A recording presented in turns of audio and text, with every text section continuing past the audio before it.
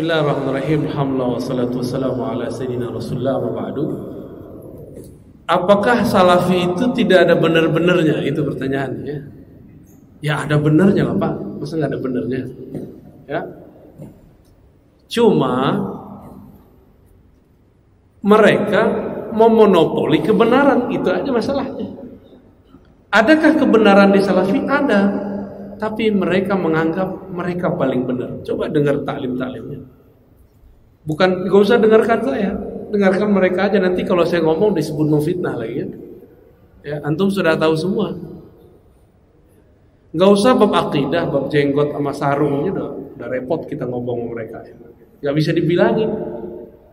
Udah kita bacakan hadis Sahih Bukhari, hadis pertama Kitabul Libas, bahwa Nabi SAW salat kusuf, yajurru thawbah, sarungnya di bawah mata kaki, pakaiannya di bawah mata kaki. Hadis keduanya, hadis Abdullah bin Umar, dihadiri oleh Abu Bakar, bahwa Abu Bakar ketika mendengar Nabi mengatakan Allah tidak memandang kepada orang yang jarra, ya, yang memanjangkan sarungnya khuyala karena merasa takjub dan sombong. Apa jawaban tanggapan dari Abu Bakar? Wahai Rasulullah, saya ini kalau sarung tidak ditarik, dia pasti turun. Apa jawaban Nabi? Nabi nggak ngomong ente kurus, nggak ada hadisnya begitu. Meskipun Abu Bakar kurus, apa jawaban Nabi? Lasta mimman sana'a dzalika khuyala. Kamu tidak melakukan itu karena sombong. Nabi nggak ngomong kamu kurus saya Abu Bakar. Tapi mereka sekarang ngeles, udah jelas hadisnya nggak ngomong begitu. Nah, tapi ingat, saya tidak pernah membenci salafi. Ya, saya nggak pernah benci salafi. Bahkan imamnya salafi itu Ibnu Taimiyah itu saya cinta sekali. Cuma saya kritik. Kita kalau cinta apapun karya dia kita baca kan, maka kita bisa membedakan Ibnu Taimiyah yang sangat cenderung kepada tajsim, lalu Ibnu Taimiyah yang cenderung kepada tasawuf. Itu ada perbedaannya. Jadi kalau mereka buat Imam Asy'ari 3 periode, Ibnu Taimiyah ada 2 periode Pak. Bukan 3 periode presiden. Periode terakhirnya jadi sufi dia. Itu teksnya jelas, imamnya jelas, kalamnya jelas, bukunya jelas. Nggak perlu pakai persepsi-persepsi, teori-teori. Yang ngomong langsung Ibnu Qayyim, ya, bukan Ar-Razi yang ngomong. Terus masalahnya apa dengan salafi? Ya masalahnya mereka bikin masalah Pak. Apa masalah yang mereka bikin? Kita biasa-biasa aja pakai kunut, dia masalahin gitu. Bagi kita orang nggak kunut masalah nggak? Nggak masalah. Ya, ini Pak Lubis motong jenggot, bagi kita nggak masalah, bagi dia masalah. Ya. Jadi dia mempermasalahkan yang kita nggak masalahkan. Kita kalau ada orang meninggal, kita bacakan doa sembari bacakan ayat, yasinan, tahlilan. Bagi kita masalah nggak? Bagi dia masalah. Dia yang cari-cari masalah. Ini mau Rabiul Awal, kita cinta Nabi. Nanti dia cari-cari masalah. Apa masalahnya? Maulid Nabi itu pertama kali dibuat oleh Syiah. Loh, mana ada riwayatnya begitu? Ya. Maulid Nabi itu Nabi sendiri yang maulidan. Beliau puasa setiap hari Senin, ya gak? Lalu dia nggak pakai sejarah kita, dia pakai sejarah dia buat-buat sendiri. Tadi lucu tuh ngobrol sama Kiai Idrus. Salafi itu kan mengkafirkan Syiah Pak. Benar gak? Giliran masalah maulid mereka percaya sama orang Syiah, bahwa Syiah lah yang pertama buat maulid. Loh, suka-suka dia ya. Itu kita lucu juga dengar Kiai Idrus tadi itu. Mumpung belum tahun politik Pak, jadi kita ketemu dulu dengan kiai-kiai itu ya. Ntar kalau udah tahun politik, aduh, kiai-kiainya ditarik-tarik ke politik, repot lah. Mumpung masih adem setahun 2 tahun inilah, ya. Gitu Pak Lubis ya. Jadi kita nggak pernah benci mereka, bahkan kita sayang kepada mereka. Saya punya teman-teman salafi yang baik. Ada Pak. Walaupun dia tahu perdebatan saya dengan tokoh-tokoh salafi itu dia tahu. Kalau ketemu kita sapa-sapaan, kita salam-salaman, satu soft, biasa. Berarti ada toh yang benar. Ya. Kalau banyak nggak Pak? Ya. Bapak masih ingat di Kampar? Ya, itu aslinya begitu Pak. Aslinya begitu. Terus kita masih mau diam. Apa kata dia? NU Muhammadiyah Jamaah Tabligh. Oh, Anda 3 kali lo ngulang itu Pak di Sulawesi Pekanbaru. Ya. Jamaah apa? Tabligh. Iya. Itu aslinya dia ngomong begitu. Dia minta maaf gak? Enggak. Untuk apa dia minta maaf? Bagi dia memang NU Muhammadiyah sesat. Karena NU Muhammadiyah berakidah Ahlussunnah Asy'ariyah.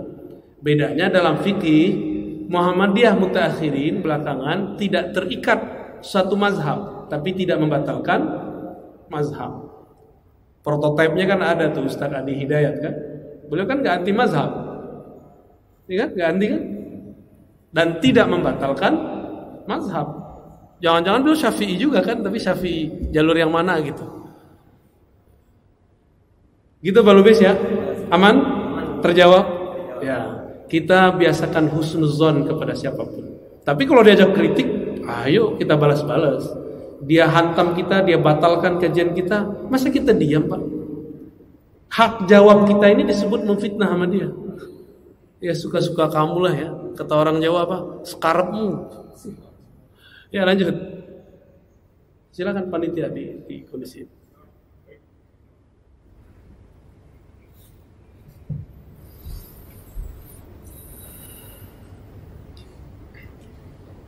Assalamualaikum warahmatullahi wabarakatuh. Assalamualaikum warahmatullahi. Ya, saya memang ya menghormati dari pertemuan ini. Kemarin di SK Malang dia bicara masalah tauhid. Tauhid itu yang terakhir adalah surat Al-Nas. Dia katakan bahwa surat itu ada tauhid ya, Allah Allah ada Allah sholat ada itu ya sholat itu adalah rububiyah tadi ya dia tulis nanti dan rububiyah adalah ahadiyah dan Samadiyah. Tapi orang sebelah menambah, dia tambah dengan asma wa sifat. Ada lagi yang menambah dengan hukumiyah. Iya. Empat. Apa itu sebenarnya mengkaji tauhid? Baik. Dia asma wa sifat. Baik. Itu dan di mana ini letaknya? Ya. Baik. Terima kasih. Assalamualaikum warahmatullahi wabarakatuh. Bagus Pak, Bapak mengikuti ya. Udah kayak mahasiswa nanya dosen. Pertama, tolong digarisbawahi, istilah uluhiyah kita berbeda definisi dengan uluhiyah salafi. Istilah rububiyah kita berbeda definisi dengan rububiyah salafi. Uluhiyah kita adalah Allah mengahadkan dirinya sendiri, dengan kalamnya sendiri. Itulah kul huwallahu ahad. Hanya Allah lah yang bisa mengesahkan dirinya sendiri sesempurnanya. Itulah tauhid uluhiyah. Uluhiyah kita sebut juga dengan bab. Jadi kalau ahli-ahli tasawuf nyebutnya ahadiyah, tapi ahli akidah nyebutnya uluhiyah. Adapun yang kedua, tauhid samadiyah, yang boleh diartikan tauhid rububiyah, tauhid penciptaan, pengaturan alam semesta. Jadi Allah itu ngatur kita lewat nama As-Samad itu.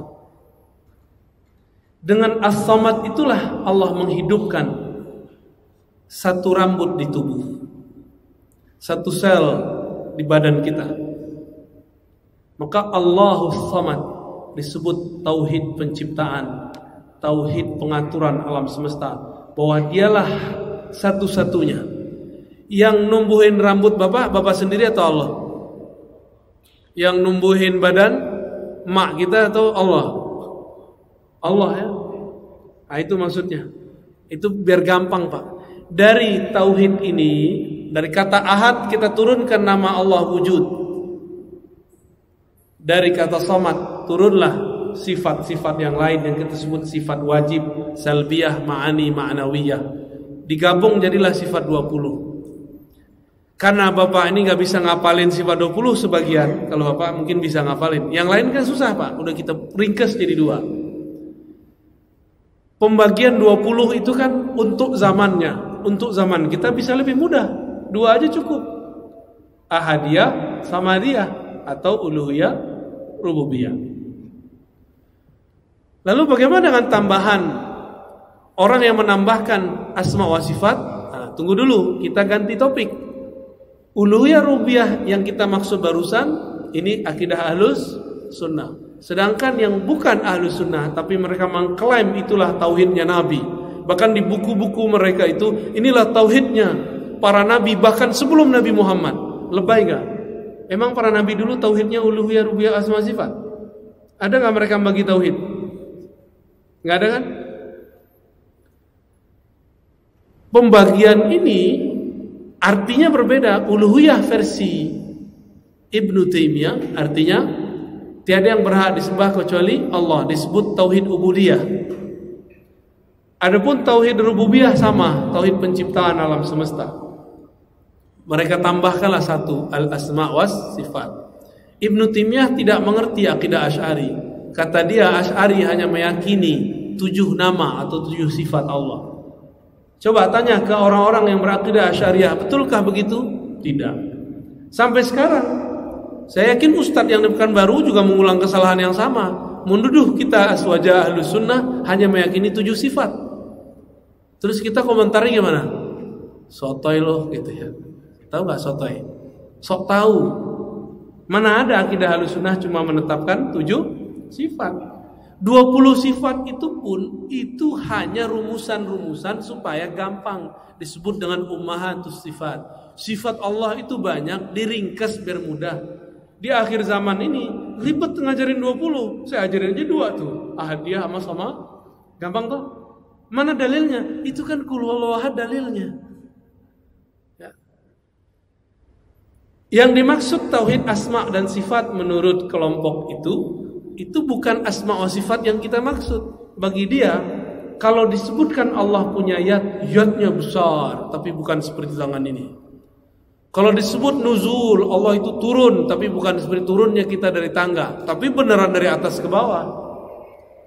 Allah itu turun, tapi hanya Dia yang tahu caranya. Nah, kalam ini yang paling berbahaya. Mereka masih menetapkan Allah bercara. Disitulah kekeliruan asma dan sifat ajaran yang diwariskan Ibnu Taimiyah. Ya, ghafarallahu lahu. Semoga Allah mengampuninya. Dia kan di akhir hayatnya ditobat. Ya. Kita bilang begitu Pak, disebut memfitnah lagi. Ya. Padahal beneran Ibnu Taimiyah kata Zahabi dia tobat di akhir hayatnya. Bagaimana dengan kelompok yang mengganti? Nah, jadi Salafi ini ada yang murni, ngaji-ngaji aja Pak, debat-debat, nyala-nyalain, bidah-bidahin. Ada Salafi yang kesusupan, namanya Salafi Haraki, Salafi pergerakan. Salafi pergerakan terbagi 2. Ada yang jihadis. Apa arti jihadis? Ngajak perang. ISIS, dulu Al-Qaeda. Kalau di Indonesia Jamaah Islamiyah kali ya. Itu haraki jihadi. Ada yang kedua, haraki siyasi. Harakah tapi pergerakan politik. Maka mereka ada yang jadi partai A, masuk ke partai B gitu. Apa akidah mereka? Uluhiyah rububiyah.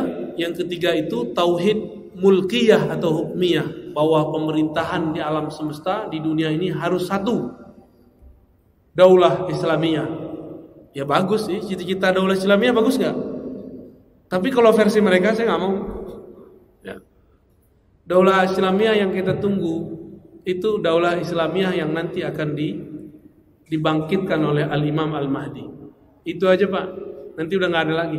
Maka apapun pergerakan orang hari ini buat negara Islam, buat khilafah Islamiyah, itu akan terhalang terus. Negara apa yang akan mengatakan kami akan menerapkan syariat Islam, nggak akan berhasil. Ada aja halangannya. Karena Allah tidak ridha kecuali untuk imam akhir zaman. Ini kan udah mulai banyak berita-berita nih. Nanti antum akan menilai ustadz cuma karena masalah politik. Tadi ada yang nanya di masjid apa tadi? Yang pagi-pagi. Tapi pas lagi makan, ustadz ini kayaknya pro Jokowi nih. Kata dia, loh saya kan nyoblosnya Prabowo. Masalahnya Prabowo sekarang jadi menterinya Jokowi. Ini canda-canda kita Pak. Kita tanya balik. Pertanyaannya disampaikan oleh bapak itu tuh, mana tadi? Enggak datang dia.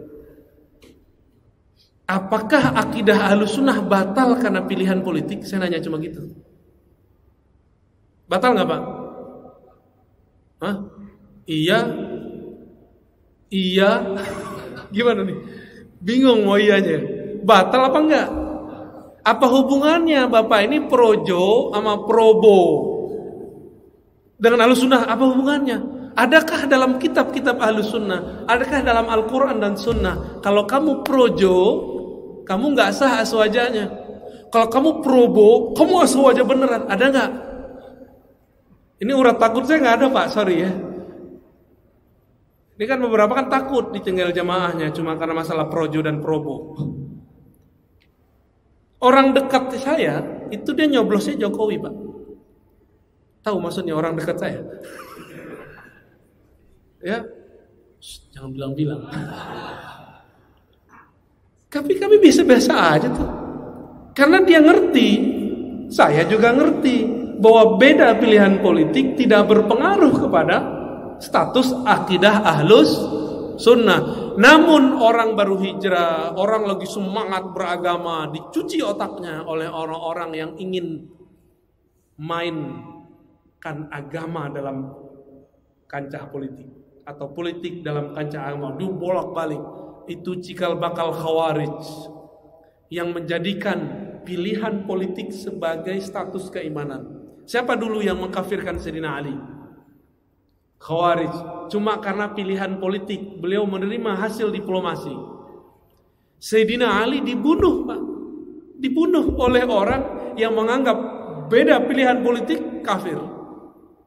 Karena Ali berhukum dengan hukum selain Allah. Oh bisa begitu ntar. Nanti tambah parah ke sono. Tapi semoga yang hadir ini paham maksud saya. Jadi nanti kalau saya beda pilihan dengan Ustadz Zul Uzair, mana ustadznya di sini? Dengan UAS, dengan Kiai Idrus, itu nggak masalah Pak, nggak ada masalah. Cuma jamaah kan yang masalahin. Kami tahu cara berbeda. Nanti 2024 Bapak saksin aja, kami beda itu. Nggak ada masalah kok. Dia pro kemana, saya pro kemana, boleh nggak? Boleh-boleh aja kan. Cara pandang politik itu bukan bagian dari agama. Cara pandang politik bukan bagian dari agama. Tapi prinsip politik ada dalam agama. Bisa bedain? Ustadz gak boleh pisahin politik dari agama. Politik yang mana dulu? Politik opini atau prinsip berpolitik? Prinsip berpolitik kita khutbahkan, kita dakwahkan. Tapi opini politik janganlah dikhutbahkan. Kasihan jamaah. Ya, kasihan umat. Umat kita ini sudah stres dengan corona ya. Udah, apalagi? Jadi itu akidah semi-semi khawarij Pak. Cuma yang masuk ke wilayah siasah itu aman. Aman sementara, saya nggak tahu nanti. Jadi kalau ada pergerakan politik, tauhidnya uluhiyah, rububiyah, asma wa sifat, terus dia ganti jadi hukmiyah atau siasiyah atau hakimiyah atau mulkiyah, apapun namanya, untuk sementara mereka masih aman. Tapi ke depan saya tidak tahu. Ya, wallahu a'lam. Ya. Apalagi? Assalamualaikum warahmatullahi wabarakatuh. Assalamualaikum.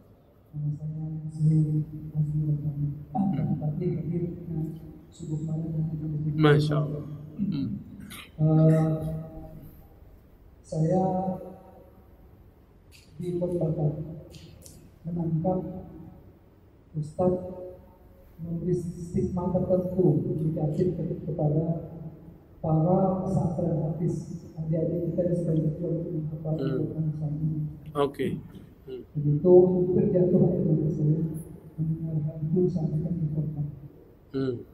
Pertanyaan saya adalah sebelumnya kalau itu diucapkan oleh Presiden Amerika, kan sudah biasa, saya sudah biasa. Kalau itu diucapkan oleh kaum bazar yang berprinsip Islam, kan itu sudah biasa. Ini yang sekarang yang ngomong saya, gitu kan? Oke. Oke. Kenapa Bapak jatuh air matanya? Apa saya menyerang orang rumah tahfiz? Iya. Bapak salah paham. Ya. Yang saya tangkap itu Ustaz memberi stigma. Oke, baik. Baik. Terima kasih. Assalamualaikum warahmatullahi wabarakatuh. Bapak kira saya bukan orang rumah tahfiz? Saya orang rumah tahfiz juga, Pak. Bapak kira saya bukan penghafal Quran? Saya penghafal Quran juga. Saya punya sanad Quran juga. Tapi baginda Nabi mengabarkan nanti di akhir zaman akan muncul khawarij yatluna ayatillah rotba. Mereka kalau baca ayat itu rapi. Kita nggak paham maksudnya apa. Ternyata di akhir zaman menjamur rumah-rumah tahfiz. Disitulah masuk khawarij. Saya nggak menyalahkan rumah tahfiz, tapi saya menyalahkan kalau rumah tahfiznya kemasukan. Paham? Dari 2008 saya membersamai rumah tahfiz di Pamulang, di Ciputat, di sono. Kita ngajar mereka. Bahkan saya sampai sekarang masih ngulang-ngulang hafalan saya lah, ya. Masih. Gak ada stigma negatif. Stigma negatif itu kalau rumah tahfiz sudah kemasukan, dan itu kejadian, Pak. Jamaah kita udah ngurus masjid sekian tahun. Ada anak tetangga ditaruh di rumah tahfiz. Rumah tahfiz namanya kayak sahabat gitu. Ya. Pas Ramadan ada surat dari madrasahnya untuk berceramah berkultum. Apa isi kultumnya? Dari awal sampai akhir menyalahkan amalan di masjid itu. Anaknya baru berumur 9 tahun. Kemasukan nggak? Kemasukan, Pak. Itu di sana, di pusat itu. Saya nggak tahu nasibnya kalau di sini. Maka supaya tidak kemasukan, tolong orang-orang sekitar atau praktisi tahfiz bersanad dalam Al-Quran. Bukan hanya sanad bacaan, tapi juga sanad pemahaman. Jadi stigma negatif kita kepada orang yang menyusup kepada rumah tahfiz, bukan rumah tahfiznya. Saya mau tanya, Pak, dari dulu negeri ini sudah ada belum pesantren tahfiz? Bapak jujur, sekarang yang buka rumah tahfiz, hafiz gak? Jujur aja, Pak. Hafiz gak? Rentan gak kemasukan? Itu maksud saya. Paham? Kenapa kita kalau mau mengirim anak kita tahfiz gak dikirim ke pesantren tahfiz? Di mana pesantren tahfiz di Indonesia paling maju? Anak kecil-kecil, Pak, kayak gini hafiz 30 juz banyak. RCTI kan baru muncul kemarin sore, yang digawangi oleh Syekh Ali Jaber almarhum. Kalau di Kudus, di Kerapiak, Pangandaran itu udah biasa bocah-bocah kecil hafal Quran. Tapi di Kudus ada syarat ijazahnya, nggak boleh ikut musabaqah, nggak boleh ikut lomba Quran, nggak boleh. Ada anak kecil hafiz Quran 30 juz, antum percaya nggak? Segede-gede gini. Kelas 6 SD udah ulang sekian kali. Masuk SMP udah belajar qiraat mereka sebagian. Kita ini giliran politik ustadz gak boleh ngomong politik. Giliran kimia kedokteran ustadz gak boleh ngomong. Giliran antum gak ahli Quran, punya rumah, pengen beramal, gak percaya sama ustadz, udah buat aja rumah tahfiz. Gaji aja ustadz. Kita di siapa bisa gaji-gaji orang? Emang kita bisa menjamin Quran yang kita sebar itu sahih? Ini mohon maaf nih orang-orang kaya ya. Antum percaya deh sama ustadz, percaya sama ulama yang bersanad. Ini ngeliat ustadz udah curiga dulu ya. Akhirnya rumah tahfiz kan nggak dilepas-lepas. Buat pesantren bangunannya doang. Banyak Pak, saya udah jalan. Orang kaya bingung mau beramal, dia buatlah pesantren, judulnya tapi gurunya nggak ada. Dimintalah seorang ustadz ngajar 3 bulan kabur. Ganti lagi ustadz setahun bubar semua. Dia kira pesantren itu kalau ada bangunan terus tengahnya ada masjid berkubah, terus ada kaligrafi. Dia mengira pesantren itu begitu. Pesantren bukan itu Pak. Pesantren itu guru murid, kiai santri, ngaji baru ada bangunan. Kalau orang sok beragama, dia buat bangunan dulu, dia kira bisa bikin pesantren. Paham? Yang ngerti pesantren siapa? Ulama. Yang ngerti buat jalan, buat bangunan siapa? Insinyur. Maka kami gak urus Pak itu. Kita ini sering membatas-batasi ustadz, tapi kita kemudian ngambil wilayah dia. Ya. Jadi kalau nggak pakar-pakar amat, lu serahin ke pakarnya. Rentan sekali. Dan Bapak percaya atau tidak, salah satu guru saya didatangi salah satu gerakan rahasia di dunia. Saya nggak usah sebut. Dan mereka mengatakan apa? Disampaikan ke kita waktu itu. Ini Bapak percaya atau tidak, ini bukan stigma negatif. Rumah-rumah tahfiz, mahat tahfiz yang tidak jelas sanadnya itu proyeknya kami. Itu mereka yang ngomong tahun lalu. Untuk mengadu ulama-ulama yang ada di pesantren-pesantren dengan orang yang juga berkopiah, ngafal Quran, tapi isi dalam kolbunya tidak ada Quran. Dia cuma ngapal. Ini mohon maaf Pak, kita ini kan termakan. Kalau makof itu kok ahli Quran. Ahli Quran itu ada yang pakarnya hafalan, ada yang pakarnya tafsir, ada ahli Quran pakarnya di hadis, ada ahli Quran pakarnya di fikih, ada ahli Quran pakarnya di tasawuf.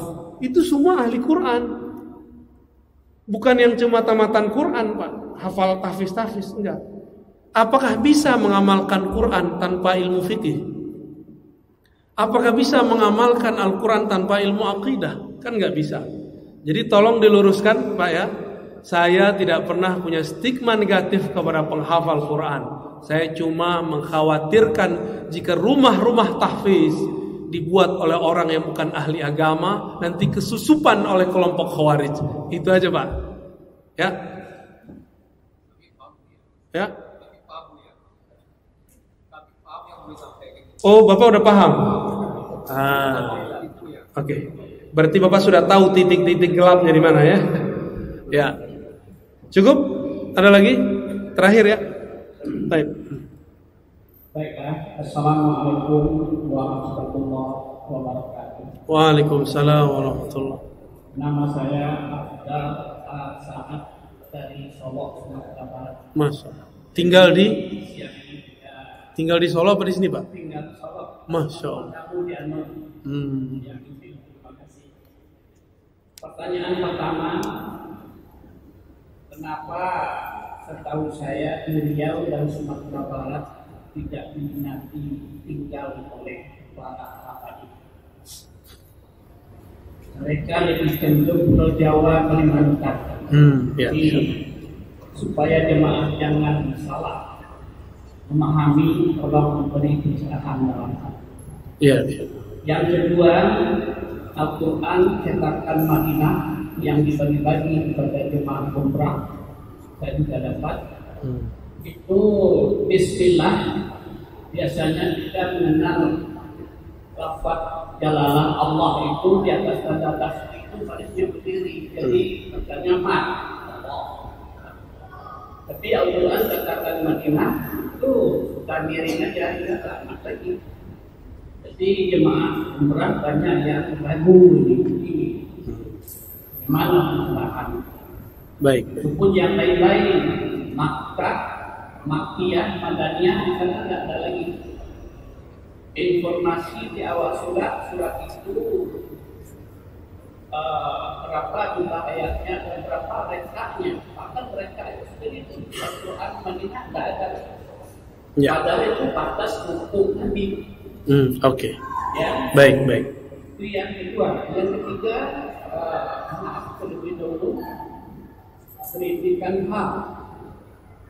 Apa? Keadaan kita sekarang ini. Kalau tadi Ustaz nampaknya mempersilakan yang faktanya seperti itu, dan dia silakan apa ini kira-kira tak kececer kita kalau Rasul. Bapak ngeritik saya, kritik pengurusnya Pak. Baik Pak, terima kasih Pak. Bapak serius amat soalnya. Iya.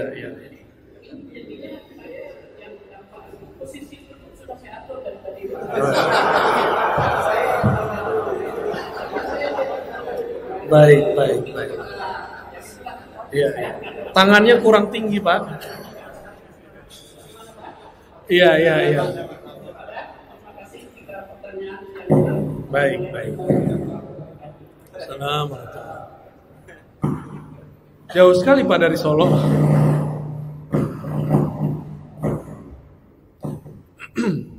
Yang pertama, kenapa sedikit sekali atau tidak ada minat habaib tinggal di Riau dan Sumatera Barat?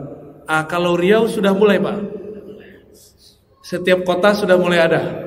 Pekanbaru, Duri, Dumai sudah ada ya. Saya udah ketemu beberapa. Udah mulai. Cuma kampung Bapak belum. Kenapa? Ini emang ada persoalan budaya dan ada persoalan yang kedua, ngaji. Budaya orang Sumatera, khususnya Sumatera Barat, Riau, termasuk Aceh ya, Medan juga termasuk sebenarnya. Itu budaya egaliter. Tahu budaya egaliter? Kita itu setara. Ente Habib, lah ente kan juga manusia, ya gitu orangnya. Yang paling repot di Sumatera Barat, semua suku harus ke ibu, bukan lewat bapak. Sedangkan habaib lewat bapak. Maka banyaklah yang wajah-wajah zuriat Nabi di Sumatera Barat, tapi dia nggak punya suku lagi. Namanya nama-nama orang Minang Pak. Nama-nama orang yang sudah biasa lah. Nggak nama Habib lagi, nggak ada lagi Segaf, nggak ada lagi Atos, nggak ada. Yang bertahan cuma di daerah Pariaman. Itu pun perdebatan sanadnya juga lumayan panjang. Tuanku Sidi itu ya. Sidi Fulan. Ya. Tapi Bapak kalau ke Jambi, di Jambi masih banyak. Ada kampung, apalagi di Palembang. Itu banyak sekali. Habib-habib di Betawi itu dari Palembang kebanyakan ya. Bahkan ada yang berapa dari pesisir Aceh ya. Taib. Kenapa? Karena tadi budaya. Yang kedua, nggak ngaji bab tentang zuriat Nabi Sallallahu Alaihi Wasallam. Ini saya pernah menyampaikan hadis tentang menghormati zuriat Nabi di depan tokoh MUI dari kampung saya Pak, dari Payakumbuh. Apa kata dia? Kamu kalau baca hadis ini nih, kamu akan dituduh Syiah. Loh, kenapa Pak? Ini kan hadis Sahih Muslim. Dia bingung, emang Sahih Muslim? Kita bacain hadisnya. Nabi mengatakan, inni tarikum fikum saqalain. Aku tinggalkan kepada kamu dua beban, dua wasiat. Pertama kitabullah, yang kedua ahlu baiti. Hadis yang masyhur, taraktu fikum amrain, ya kan? Itu hadisnya nggak sampai derajat sahih. Kitab Allah wa sunnati ya. Itu hadisnya tidak sampai derajat sahih, cuma riwayat Ibnu Abi Syaibah. Yang sahihnya apa? Ada di riwayat Imam Tirmizi, taraktu fikum amrain atau saqalain atau syai'ain. Pertama kitab Allah, yang kedua ahla baiti itrati. Giliran hadis begininya, orang-orang yang ngaku Ustadz Sunnah gak mau baca Pak dia. Gak mau dia baca. Aku tinggalkan bagi kalian dua wasiat. Pertama kitab Allah, yang kedua terahku, keturunanku, ahlu baitku. Maka hadis ini mulai saya sebarkan. Silakan antum tuduh saya apa aja, yang penting saya ikut Rasulullah Sallallahu Alaihi Wasallam.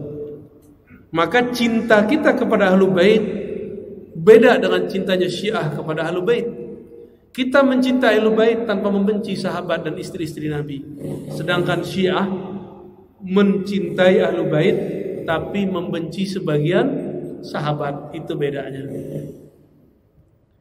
Bagi saya ada dua keluarga Nabi, ada keluarga nasab, ada keluarga sahabat. Itu dianggap keluarga beliau. Dan beliau mengatakan, aku dengan kalian seperti orang tua kepada anak-anaknya. Terjawab Pak? Budaya.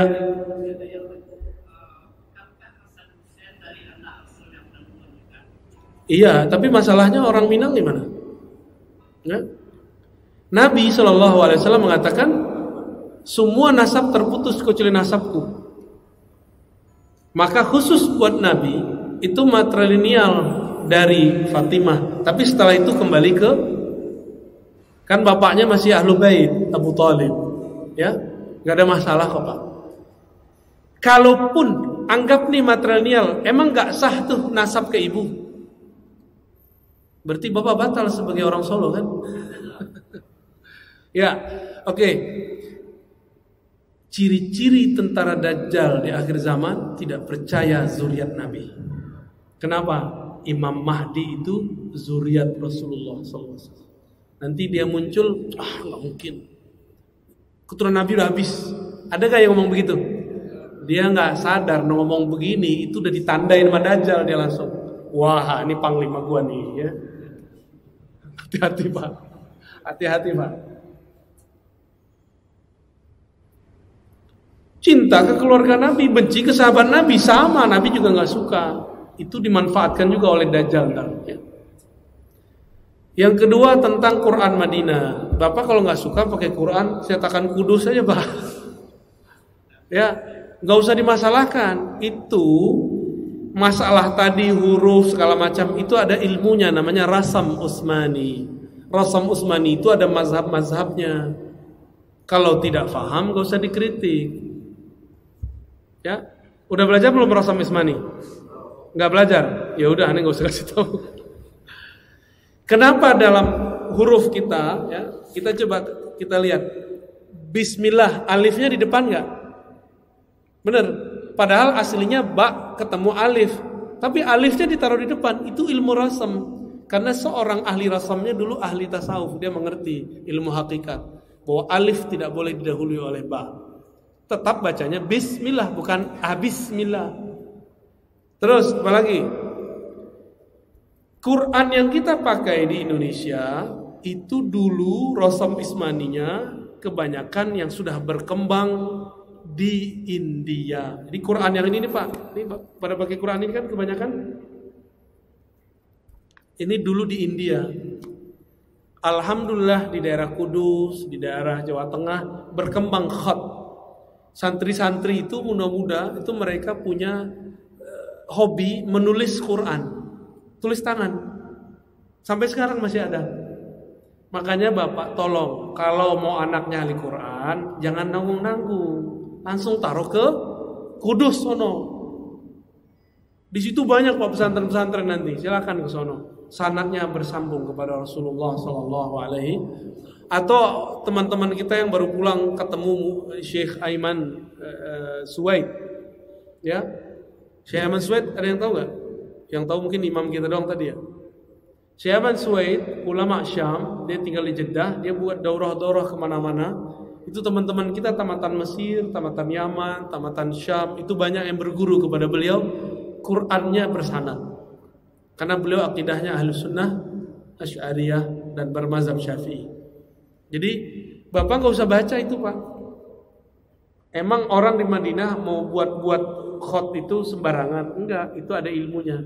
Dan memang berbeda khotnya orang Hindi, rasamnya mushaf orang India yang turun ke Indonesia dengan khotnya orang Madinah.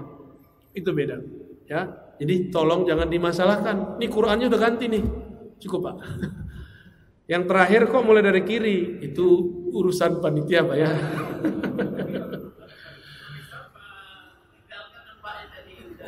Loh, saya nggak ngeliat Bapak kok. Tangannya kurang tinggi, Pak. Maaf, Pak ya. Cukup. Kata Mr. Adam udah nggak boleh. Ini keturunan Nabi Adam ini. Baik, saya rasa cukup. Mohon maaf, ini sambil serius terus dibawa canda ya. Jangan serius-serius amat, jangan juga terbawa canda. Ya. Mohon maaf kalau ada yang tersinggung, tersenggol. Saya tidak bermaksud menyinggung siapa saja, tapi memang saya begini adanya. Mohon ridhonya, mohon dibuang kalau ada rasa kesal. Saya pun membuang kalau ada rasa tersinggung. Nasallallahu salamat sadar, kita minta kepada Allah hati yang selamat, hati yang bersih. Al-Fatihah.